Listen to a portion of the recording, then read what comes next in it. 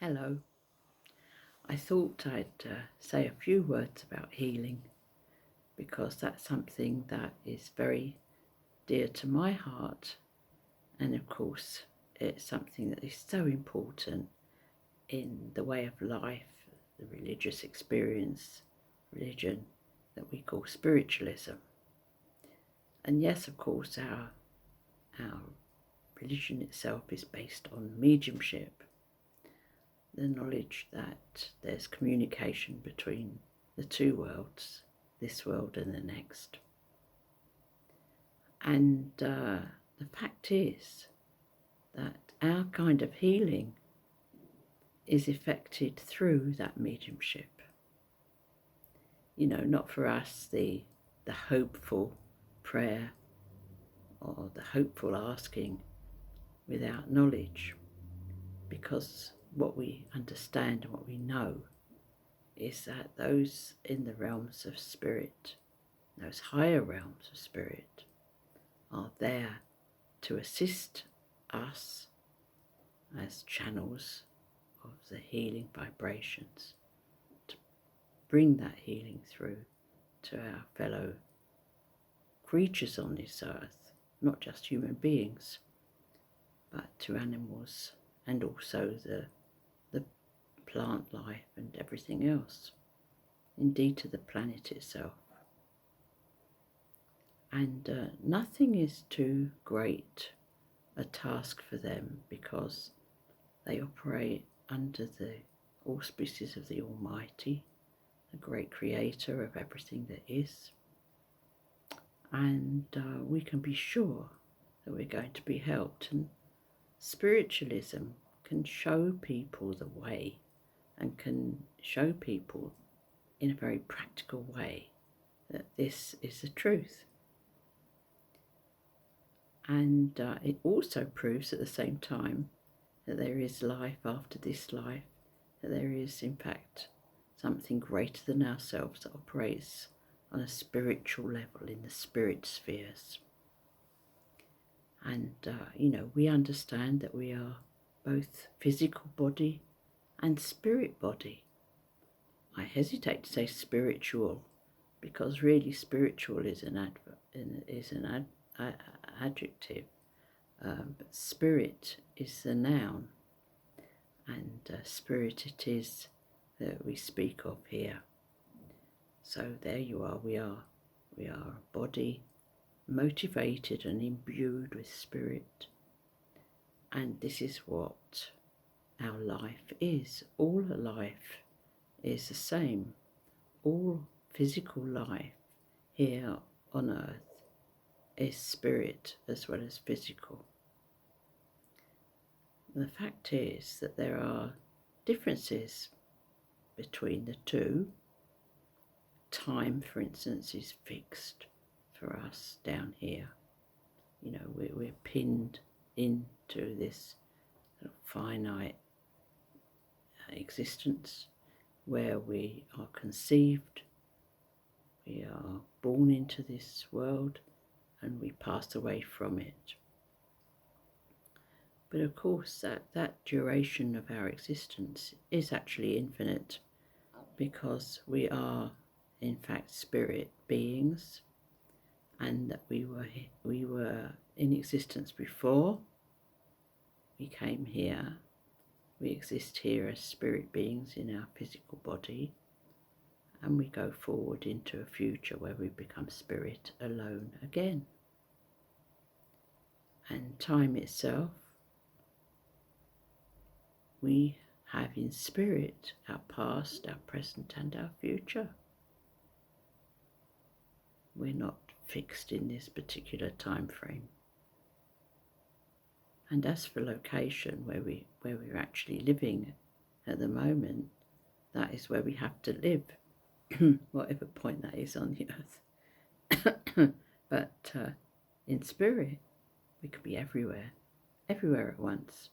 It's just a thought away, anywhere in the world, anywhere in the universe. We're linked into that spirit world. So that's who we are, all of us. And because we are spirit, we can still link in to that world of spirit. How do we do that? Yes, of course we can pray. Yes, of course we can just trust and hope. But how much better it is to actually be a part of that process, to have knowledge of your spiritual being, of your spirit self, and of those in spirit outside of ourselves and who are living in that dimension of life that we have been in, we are in, and we will go back to or go forward to. How do we do that? Well, I actually developed as a healer in the church that I first joined, which is Lewisham Spiritualist Church in southeast London. And there I sat in what we call development circles, and I progressed as you can. Anybody can do this, it's open to everybody. And then I went into a healing circle as well, and that was run by a wonderful healer, Bert French. He was actually also the president of the church, a very humble man, but most knowledgeable, wonderful healer. And he imparted his knowledge to anybody who would come and sit in his circle with him and learn. And then after an amount of time had passed, I was invited to actually do healing, hands-on healing with the public in the church. And I was allowed as a probationary healer to sit with somebody who was already accredited as a healer, who was deemed adept by the church committee, and we used to have set healing times during the week, and people would come, and the church would be given over to the healing, and there would be rows of seats, and people would come and take their turn, sit quietly while some people came forward. And I think we had about eight healers. If you can imagine that. We each had a seat, each healer had a seat and a little stool to sit on as well. And there would be a bowl of water, soap and towels on a table by the side, and a little bowl for donations. And that's how we administered our healing. Everybody got approximately 10 minutes of healing, and people would come to each session. Sometimes we would see the same people over and over again, and then occasionally they would then not come, and one assumes that they were cured of their ailment, and so we carried on regardless. And that was how I learned. And when one of the very great healers in that church hall, Pastor Spirit, Vi Howard, she had said to Bert that she would like me to have her healer's chair when she went, and it was just such an honour. So that's how I began my actual healing journey. Now, the first time I gave healing, I still remember, because somebody came forward and sat in a chair, and I greeted them and so on. I don't remember who it was, but what I do remember is who it was who came to help me give the healing. I suppose really I was helping her give the healing. Delusions of grandeur, eh?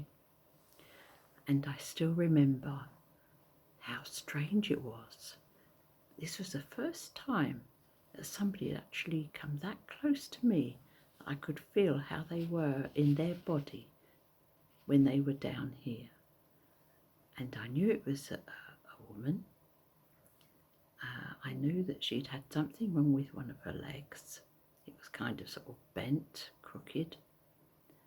And I felt that healing vibration, and I was really aware of her physical self so close to me.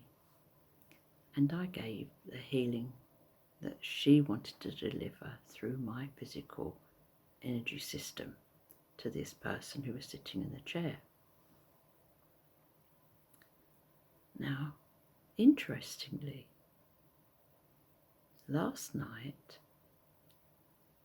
I wanted to give healing to my partner because she had hurt her arm and her hand in a fall.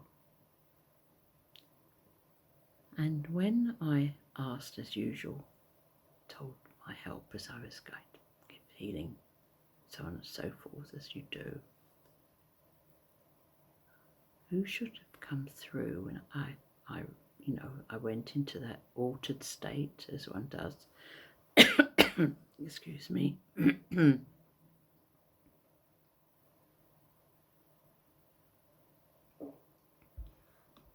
Water, I have to say. And I felt once more that same doctor who I just mentioned. And that reminded me, and I wanted to tell you about that experience. And I could feel, just as I ever did, exactly what she was doing,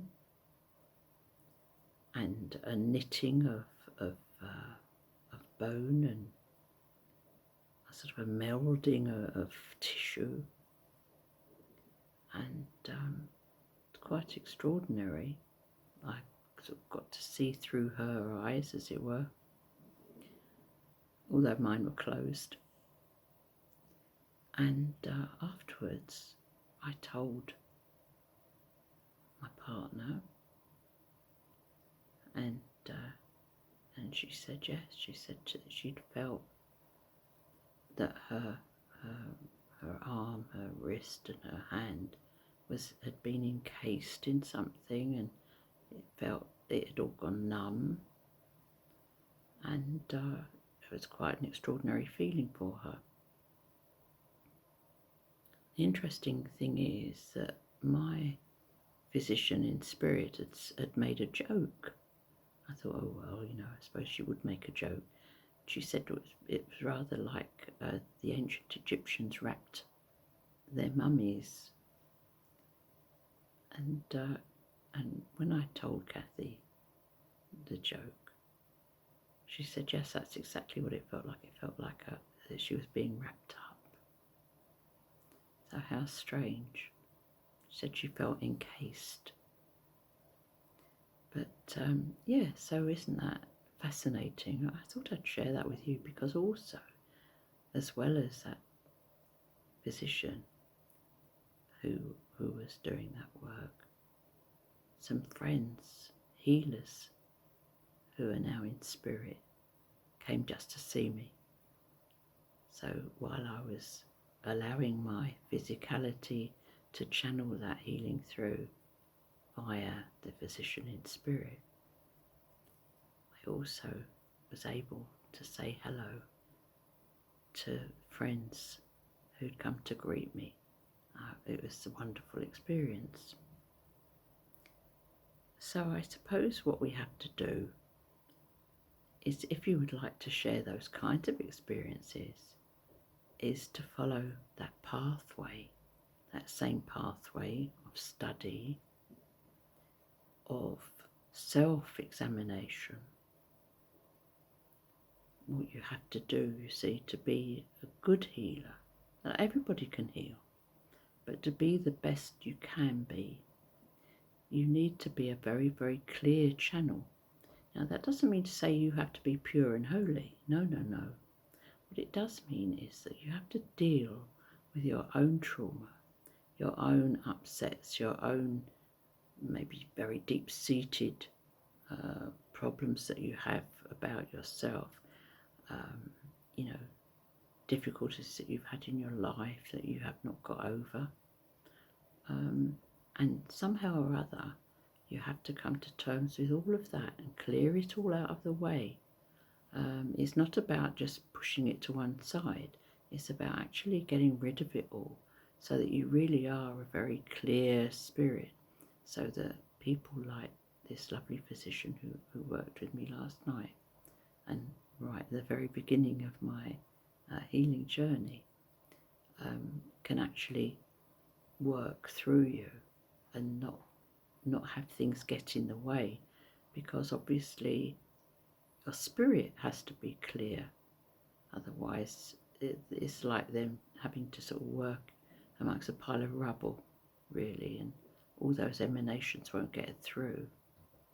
So that's what I would suggest anyway, is that, you know, if you do make a decision that you would like to be you know, the best you can be, if you are a healer already, is just to make sure that everything that you can do to come to terms with your own difficulties and problems, so that you can be a very, very clear channel. Jesus understood one of the main stumbling blocks to the human psyche is not being able to forgive wrongdoings against oneself. And he said to forgive others who trespass against you. And that's very hard, especially when you've suffered deep upsets and perhaps even been physically injured by other people's actions, or physically damaged by other people's actions, whether they've been deliberate or whether it's because you've been neglected or somebody has just mindlessly damaged you. Whatever it is, you have to forgive them. And that can take some doing, I can tell you. That takes some doing. But it does lead to a lighter heart if you can do that. And not only can you be a better healer for others, but you receive healing yourself. Because that's really the trick of it all. You have to have that healing yourself in order to give healing to others. And the key is forgiveness on all levels. You know, you have to find that inner healing and work with our own trauma to overcome that. Well, there are ways. There are meditations that you can do.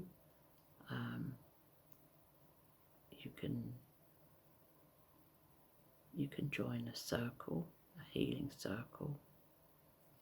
Any spiritualist church should have such. And the first step, I suppose, is to just go into a development circle. And those of us who've been in development circles and come through them and taken circles in our turn, led them, can heartily recommend that pathway. And I think that for ourselves, we should know that we should be in touch with our own inner spirit, to acknowledge that inner spirit, and to acknowledge that as spirit, we deserve to be forgiven by others as well. And it's like everything else. If you forgive someone else, they can forgive you. If we all practice forgiveness, then we would all be forgiven. And that would make us much lighter of heart, wouldn't it? All those things that you've done wrong, inadvertently or deliberately even, we need to get over that, to work our way through it. And there are ways, as I said, in circle through meditations as well. And perhaps at some point I will give a meditation, particularly for people who are looking to have that healing of their own spirit for traumas that they've endured and that have scarred them while they've been here. And perhaps that's for another time. And meanwhile, we will hope that all those who are sick and suffering are able to receive some healing, because of course we can also effect distant healing, absent healing. And that's just the same as prayer. When people pray for other people en masse quite often, a general prayer, that these prayers go out all the time, don't they? In churches and chapels and mosques and synagogues, all these prayers get said, all these supplications are sent up, and particularly for people who are sick. They are always in our prayers. The fact is that to be a healer, you're able to direct those healing energies, those wonderful angelic spirit healers, like the lady who worked through me last night. They will actually connect with us. We can connect with them, and they will effect that distant healing as well on people that we want them to go and see too. Now, the other thing, of course, is that we know that we have to go along with the will of the Almighty, and our lives have to take their course. There are certain fixed points in our lives that apparently we have to go to, almost like stepping stones, as I see it, in our pathway through life. And we have to arrive at these particular stepping stones in order to fulfill our destiny before we go back to the other side. So we have to experience all these things, and some of these things are not pleasant by any means. But here we all are, and I really hope that you are uplifted by the thought that everybody can receive healing, as well as we can all give healing. And like I said, there are all different levels of that. But the main thing is that the intentions are good. You need a good intention. You need a good heart. And those are the main things in life. So, I shall leave you with those few thoughts. I hope you've enjoyed this little chat. It may be a little random, but I hope that whatever ails you is relieved, that if you are facing real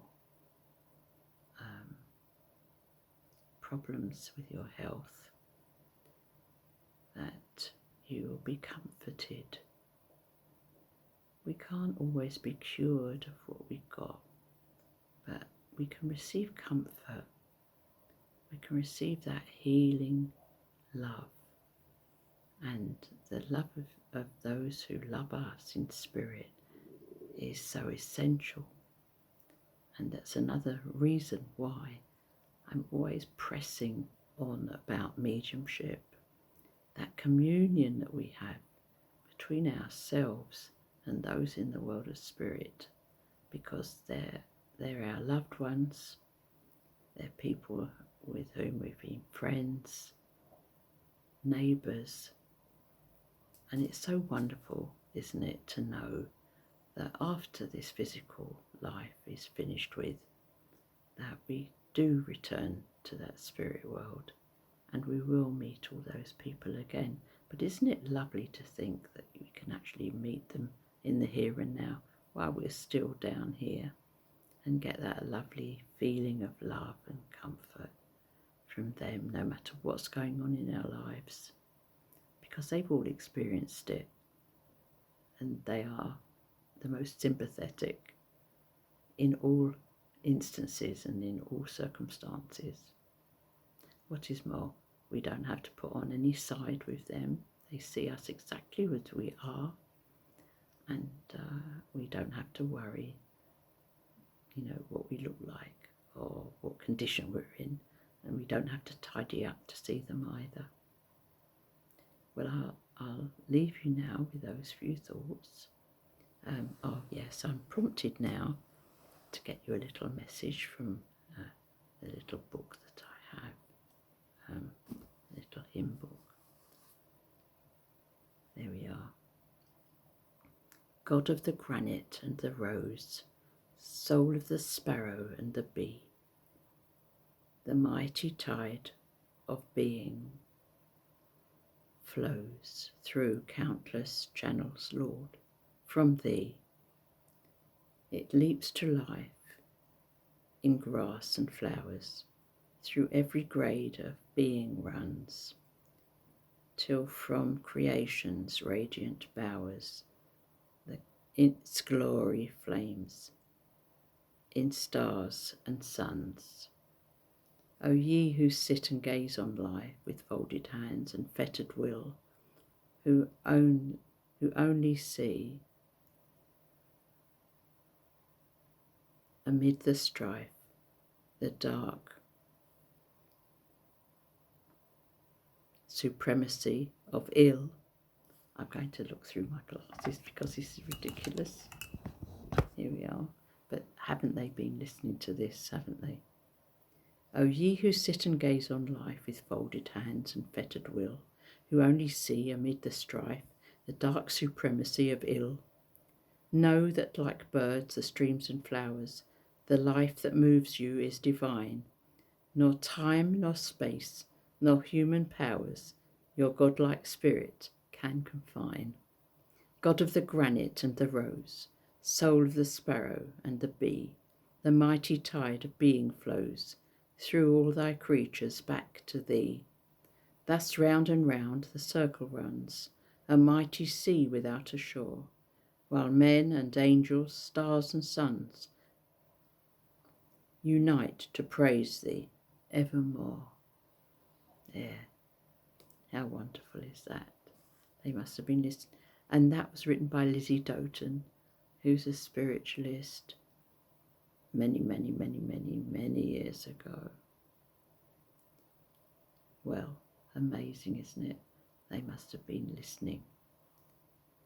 Wonderful. Well, I say God bless to you. And I hope that your next few hours turn out to be good for you. And whatever ails you, that you'll get some relief from that. So goodbye for now. God be with you. God bless you.